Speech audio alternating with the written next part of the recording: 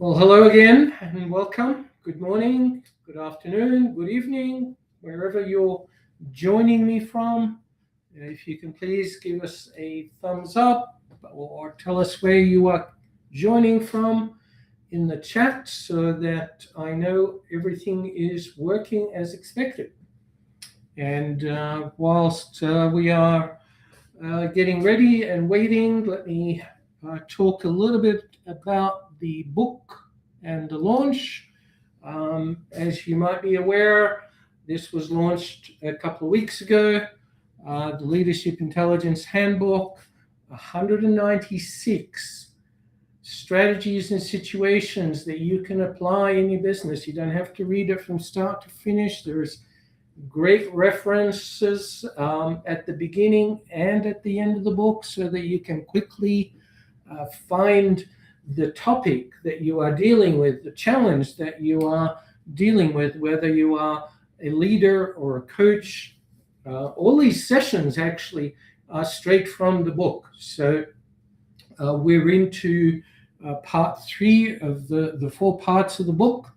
And this is the wrap-up week of the chapters 1 through to 6.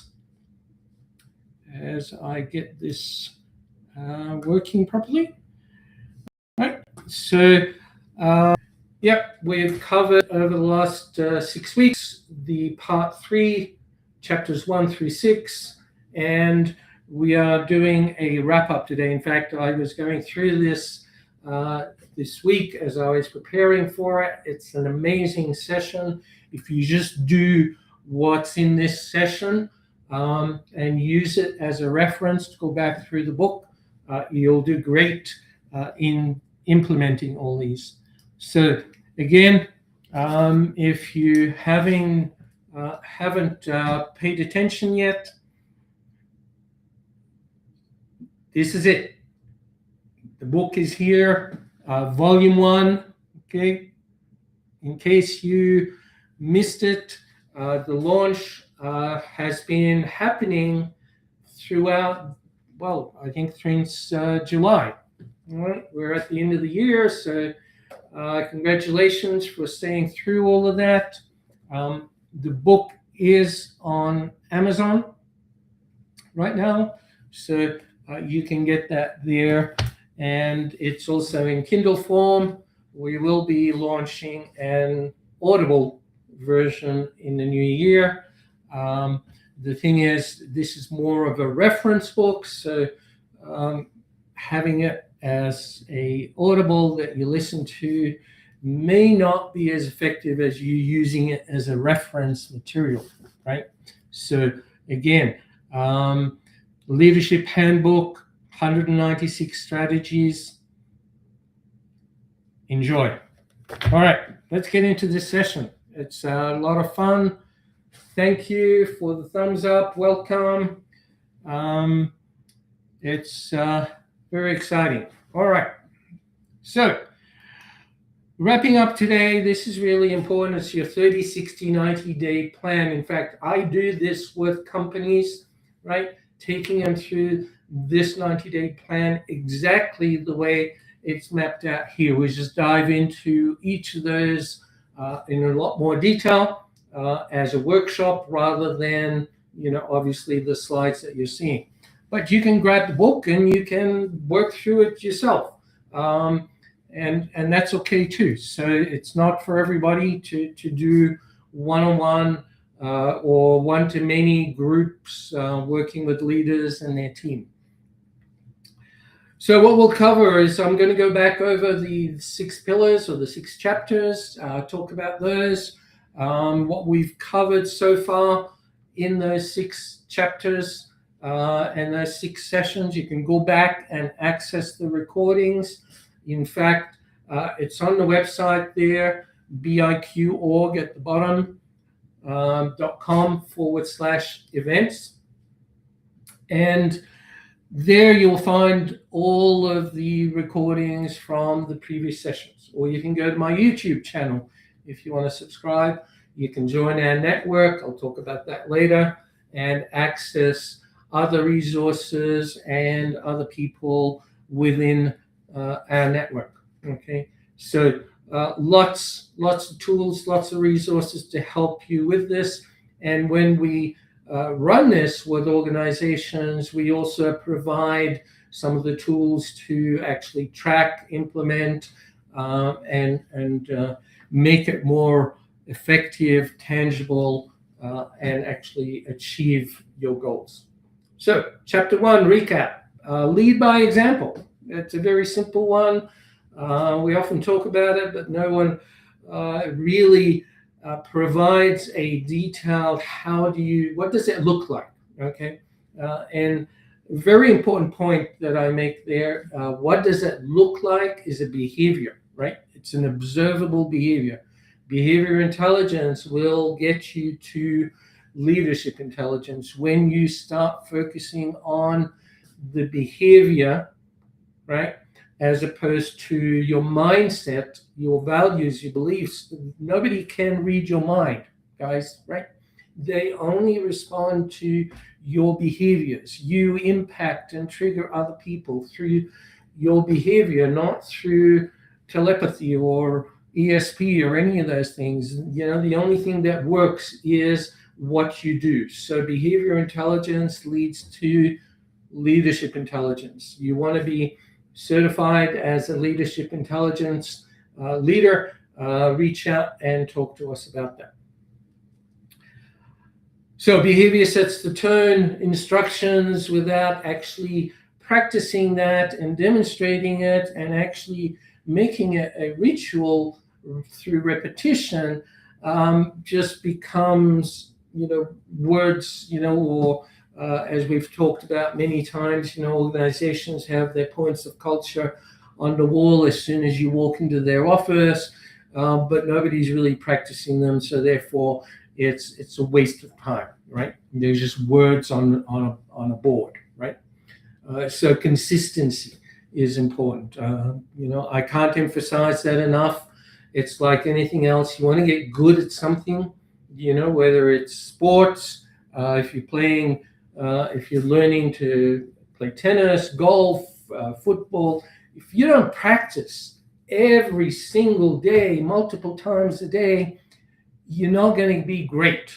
You're going to be average, mediocre, and maybe even not even that close. So practice is the motto of what we do and why it works. And it's practicing a behavior, okay? It's not practicing just thinking in isolation. In fact, we know that doesn't work, right? Your values, your beliefs, unless you actually show up and act them out, they are meaningless. They're just in your head. So tone, if you value people showing up on time, then you better show up on time or early, okay?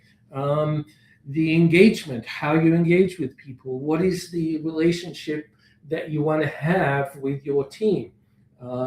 So closure, rituals, repeating and paraphrasing was the language. I prefer the repeating back, the understanding. So I've said this many times.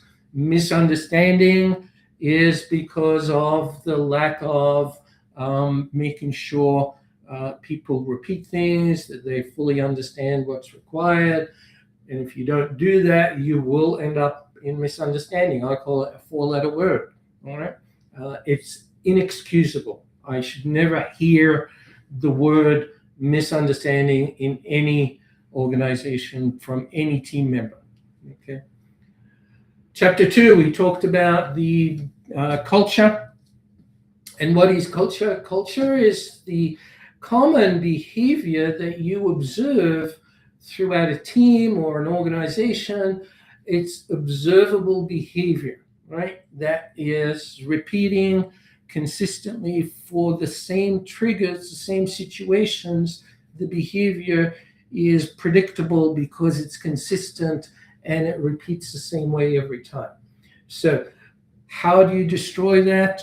Very easy. What you ignore, what you don't stop in time and catch it and deal with it will become destructive to the culture that you're trying to build. So you need to, practice catching when people are not aligned with the behavior. So we did that. I ran a coaching firm for 10 years, and we practiced those rituals almost monthly. At every session, we went through all of those values and the behaviors around the expected observable behaviors for those to show up in our culture.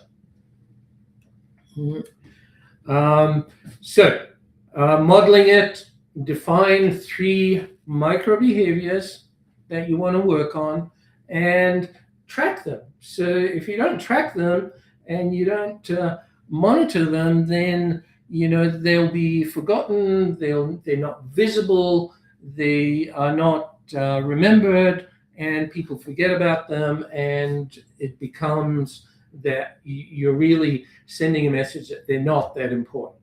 Okay, when you track it and you make it visible, you're saying this is important. Okay, so do that. Chapter 3, we talked about influence gap. We often talk about influencing a team through hierarchy, someone who's the boss.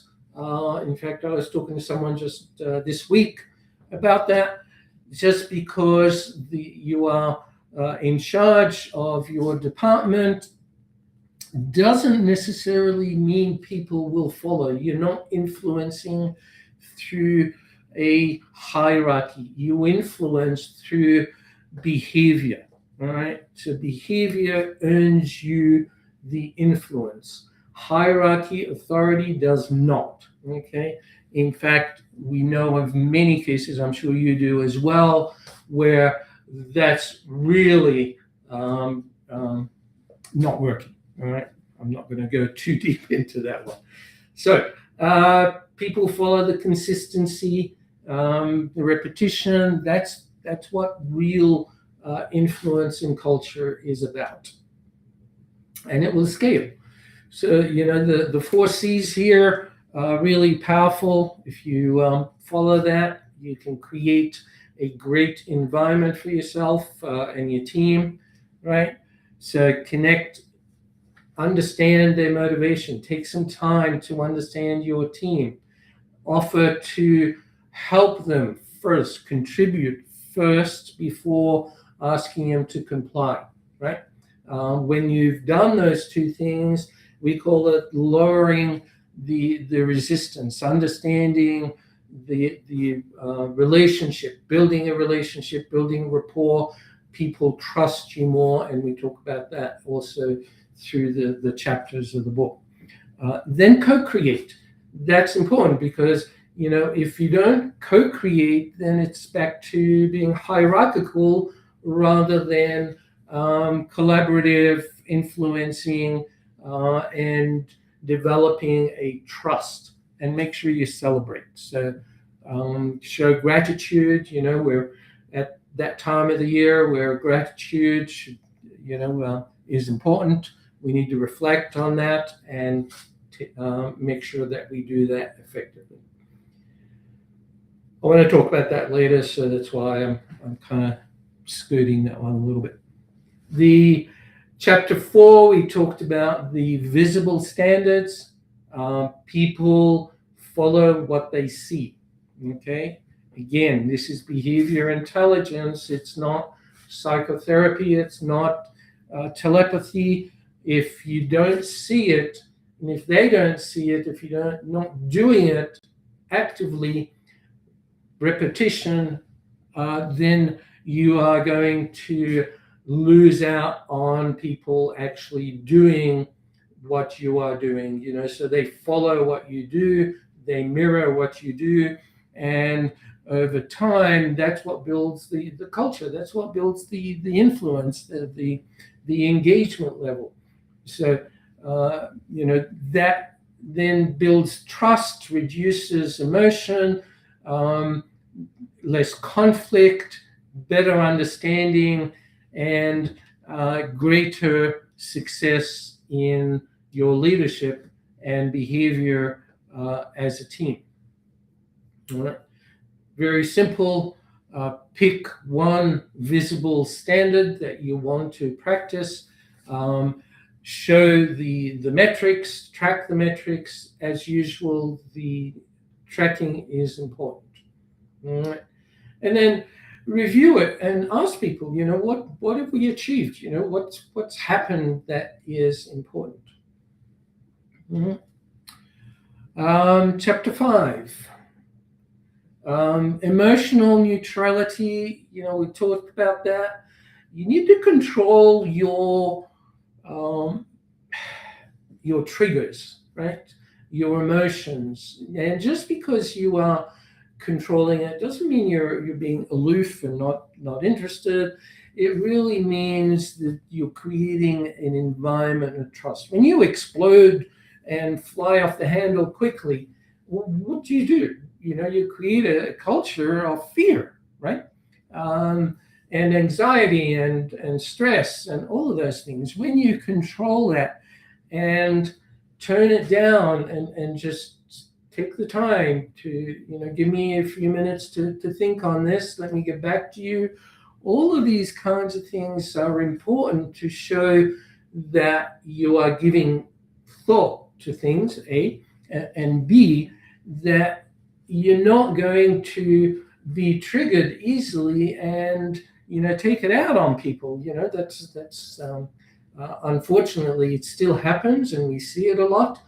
But emotional neutrality doesn't mean you are detached. It means you are creating a regulated environment. It's a safe environment, and people prefer that. So do the breathing exercises. We talked about that very early in the book. Take time, count to 3, take a deep breath, whatever you need to do in order to come back with constructive tone, right? Journal it for yourself, right? Get feedback from others. Important to do that. Even within the team, you can create what I've often referred to as peer-to-peer accountability. You set up peers, whether it's in pairs or in threes. It's better in threes, actually, because sometimes the pairs tend to collude too much, whereas we found that having 3 people in an accountability huddle works more effectively. Journal it, track it, get them to come in and report it, as a collaborative team. Here's what we achieved, here's what we've done. And, I see a lot of companies having meetings about tasks and projects and things that need to be done. You need to have an allocated, dedicated meeting that's around these behaviors, right? Or a time slot within your meeting every week that deals with the behaviors, because it's the behaviors that gets the job done, right? If you don't deal with that, then things don't get done to the efficiency level that you want to have in your organization. We talked about that many times in all of these chapters. Just the results that we've tracked, we've measured, the impact on success, it comes from behavior, right? And if you followed my EES, exceeding expectations and stay, how do you get people to exceed your expectations and stay, right? You've got to work on your leadership style, the behaviors, in order to get them there. Chapter 6 was last week, and we talked about the pattern recognition. So you need to be good at, recognizing, listening, adjusting, but also looking at the patterns beyond the people. Look at the systems that are impacting people, right? So sometimes we either spend way too much time on the systems and processes, and other situations we spend almost no time and blame people, right? It's both, guys. You've got to do both of those together. In fact, we have a model specifically for that. It's PACE, it's procedure, automate, commission, and execute or evaluate. So it's a constant feedback. All right. So, and yeah, I'm looking at my board because it's one of those acronyms that we are launching at the moment as part of our 2026 program. So simply put, cue, routine, reward, whatever happens, if it becomes routine and you reward it, it will keep happening. The trigger, response, correct approach is the same, but recognizing that things only happen when they are triggered. Okay, you either initiate something or you trigger somebody else, you get conflict, that's the response. What are you going to do to correct it? That's your adaptability. And is it a system or is it a people correction? Okay, so both. Think of systems and procedures or automation, if you're using AI, any of those things. They are also behaviors within the technology realm. You expect the system to act out these things and do these things. So they are behaviors. You don't observe them to the same extent, but they do show up. Okay, the system takes action. It automatically books a meeting or whatever it does. Those things, are just as important as the human elements in behavior. So keep that in mind as you work through some of these things. So that's really the recap, the 6 areas in this part of the book. Model your behavior, the culture, right? It's repeatable. Influence is earned, right? And created through the 4 C's. The standards, tracking things, neutrality is important, and adaptability. So all of that put together is your behavioral leadership system. Okay. Again, part 3 of the book. Part 4 starts early next year, and very interesting to dive into the next phase of the book. I won't tell you too much about it right now, but we'll dive into it early in the new year. Right. So, starting point. Ask, where are you modeling gaps that you want to work on? Which loops need rewiring because the repetition that's happening is not what you are looking for, is not the norm that you want to have in your organization, and others visible, they're observable. So it's a 90-day framework. Start small, keep at it, and you will build those habits and you'll be able to scale them so that people exceed your expectations and stay, right?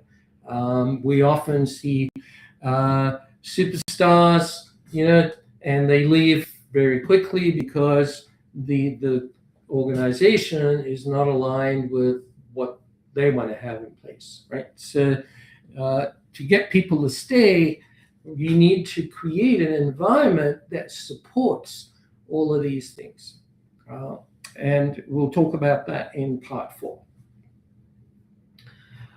So starting with day 1 to day 30, your first month, right, your foundation. So pick one behavior. Here are some examples that you can pick from. Which one is the important one that you need to work on? Is it the people interrupting each other in the meetings?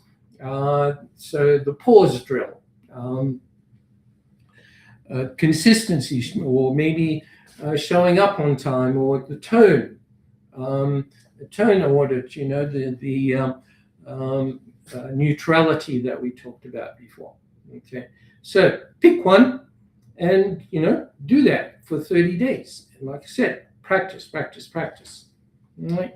So week 1, week 1 and 2, you're going to define it, you're going to track it. You're not going to be perfect from day 1. You need to tweak it so that week 3 and 4 are really the review and adjusting, tweaking, improving those systems so that they become integrated into your weekly sessions or weekly patterns that you want to track.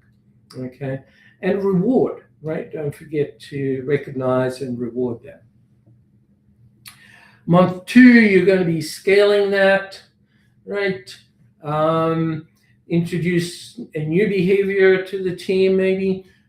Build some shared rituals around those. Rotate facilitation. So if it is, if you have someone nominated in the room to catch people out, because, and I've talked about this as well, when you're in it, you can't see it, just like I'm doing at the moment. When I am engaged and talking about things, maybe I'm not seeing something that's happening over here or over there. So having a facilitator is important to almost exclude them from the conversation, but not totally, because we can't really do that. But they have a framework and a mindset that they're also responsible for observing that. And when they miss something, I'm sure somebody else will say, "Hey, did you miss that?" And you'll see that happen. It's actually really fun, exciting to see those shifts happen in organizations. It's really cool. Right. So that's the multiplier actions, right? Train your champions. Put it in your onboarding of new team members. It's critical to let them know up front, what is going to be expected, because they're going to be thrown in the deep end, if you like, with that happening. And they come from other cultures that are not the same as your culture, right? And so you want to, set the tone at the beginning, set the expectations right, and then bring them into that. Recognize the adopters, reward it, the goal is behavior as a default for your team. The final phase of your 90-day plan, your 3-month plan, is track those indicators. Watch for the leading indicators and the lagging ones. You know what I'm talking about there. So that you can refine and improve. That model that I talked about a few minutes ago, it's really a continuous loop and continuous improvement. That was one of my favorite phrases at IBM. It was think and continuous improvement. And why that came about, I don't know if you know the whole story behind that. Most organizations don't deal well with fast change. So continuous improvement is about little improvements, small tweaks, continuously improving. And it's part of our humanity. We are constantly evolving. We are constantly growing, learning new things. Otherwise, we're buried, right? Okay, or left behind. So that is a critical part of what you need to remember is humanity, the way we are wired and the way we do things is really not in quick, fast changes. It's usually little improvements. Yes, some people like a lot of change, but they're a minority, not the majority in the workplace. Okay. Refining, so having little sprints respectively, keep adjusting, remove the things that are getting in the way of that success, fix the systems, and document and plan well to put all these things in place. Okay, So where do you start?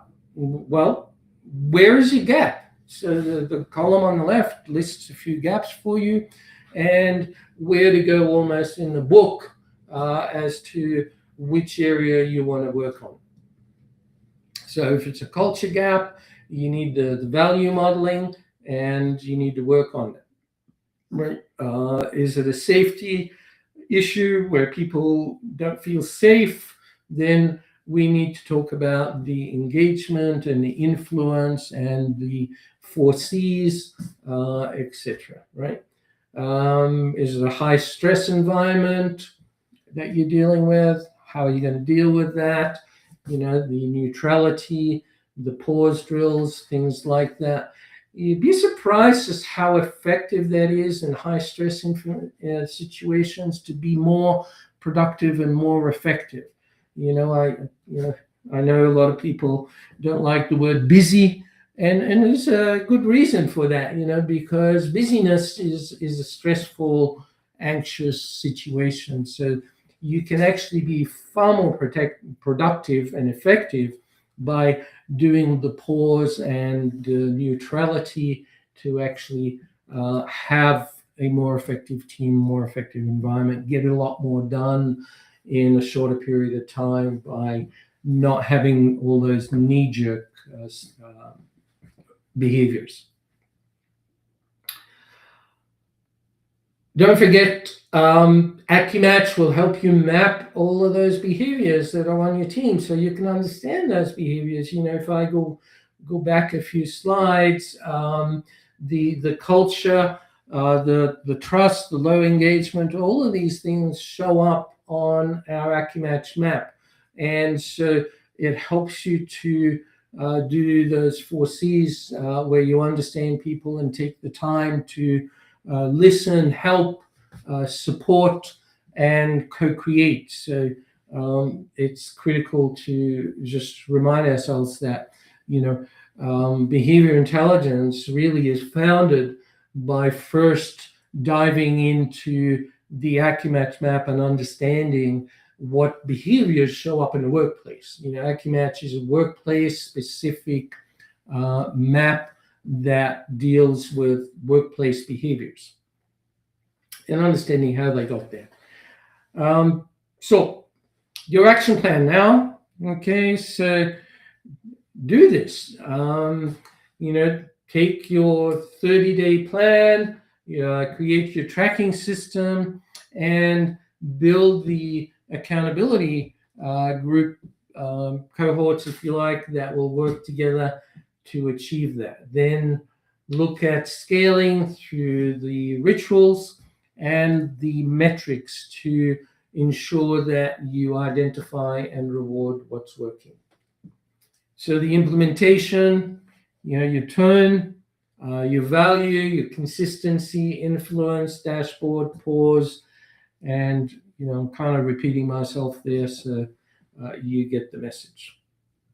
Pitfalls, important.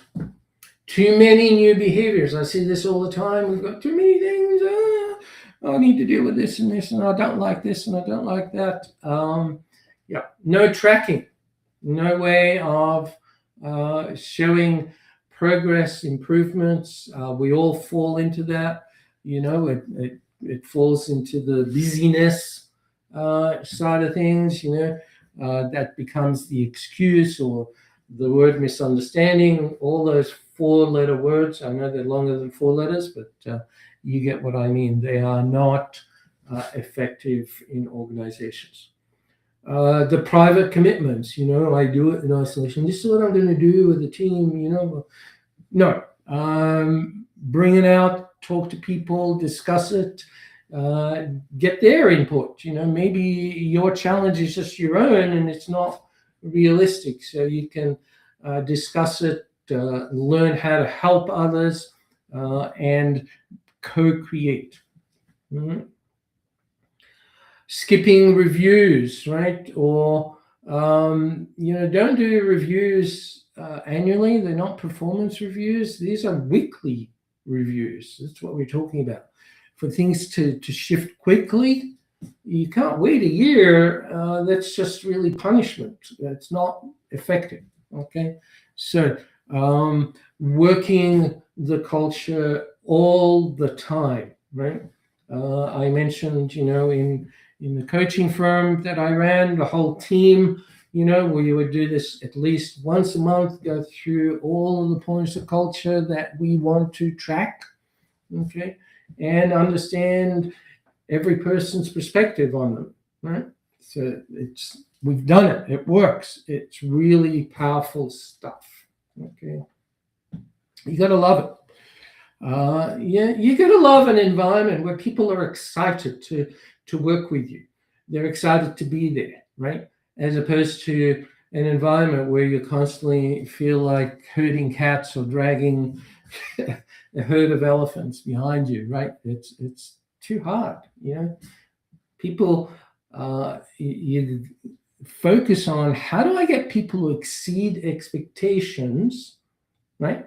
Your expectations, their own expectations, and they want to stay, right? I've had organizations where people say to me, I love being part of here, I'm constantly being approached by other companies to poach me, and I say no, even though they offer a lot more money. It's not about the money, guys, right? It's about the excitement to be there. That's what you want to create. Right? So weekly, monthly, it's all there on the screen. I'm not going to read everything. So create that peer group. As I mentioned, it's peer-to-peer accountability. Groups of 3 is ideal. Pairs are good. But the reporting that comes out of that is the critical piece. They need to come every week and report what they've worked on, what they've achieved, what they've measured. Don't make the measurement all on your shoulders. This is a shared measurement. Okay, it's even better when they bring it forward. Okay, what does success look like? Behavior becomes automatic. If you like, the only thing we can interact with each other, this is behavior intelligence, is the observable behavior. Okay. Right, and teams will model that without even thinking about it, without prompting them. It just happens. They'll even prompt you when you're not complying with the rules, right, or the guidelines, whatever you want to call it, right? New hires adopt quickly, right, because it's there. We talk about the environment that you create is so critical for new people to join and participate and become part of that. Okay, performance shifts are visible, right? So 30 days, 60 days, 90 days, 30 days is your behavior that you want to work on, the repetition, your scaling, your rituals through the next 60 days. You can start to introduce a second one in the second month, right? But don't do more than one a month, right? And measure it and reward it, okay? Track it publicly. All right, so before you leave today, this is what you want to do. Write these down. Write your commitment. Schedule when you're going to do that. Your reviews, you can do it in your weekly. When you're going to introduce it, discuss it. And think about planning the accountability partners, and you can rotate that. I suggest you do that every 3 months. Some people do it every month, they rotate it. That's trying to do things quite fast, and it works, but nothing less than a month, right? 3 month ideal. All right. Resources. We've just launched Lisa with the book. Okay, so I've talked about the book, but also one thing to remember, we've also put a questionnaire on the website.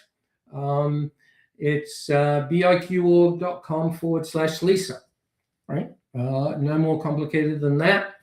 So you can go there, you can do your self-assessment.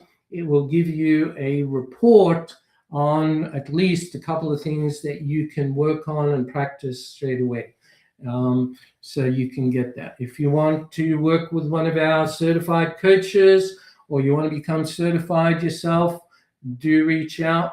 My details are there, biqorg.com. Visit biq.network. This is our network group where entrepreneurs, coaches, leaders, managers all join together, and there's lots of online courses, material that you can access for either self-paced or collaborative groups. There's master classes. All of these things are available online. All right. Final thoughts. My clicker's not working too well today. Leadership, it's going to come from repetition. Consistency beats intensity. Behavior compounds into culture. So it's a repetition, and track it daily. So questions. Do share some of your thoughts, your ideas, things you want to work on. If you have questions for me and you have a particular area you want to discuss, we can have those discussions online. I will watch for that. So that's part 3 of the book, completed. 7 sessions, weeks 1 to 6, with our wrap-up, your plan. And I do that for every part of the book. So if you haven't caught those, do go and grab that. All right. So thank you. That's it for me today. And congratulations. And I look forward to seeing you. And just before we go, really, I just want to thank you all for following and supporting us through our journey. The program has been amazing. And be safe. Happy holidays. Merry Christmas. And, be safe, and look forward to seeing you next year. Take care.